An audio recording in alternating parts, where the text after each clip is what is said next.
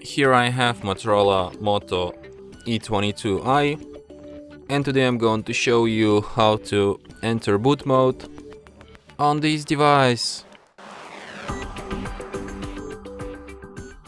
So to do this, firstly you have to turn your device off by holding down power key, then tap power off, and after device turns off completely, hold down combination of keys power key plus volume up at the same time for a couple of seconds like this.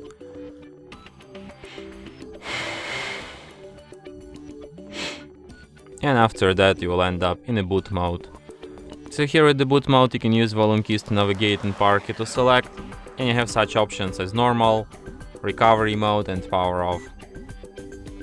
So if you want to quit this mode, just select an option normal and device will be restarted just normally, just like usual.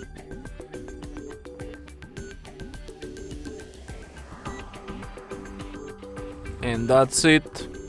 Thanks for watching.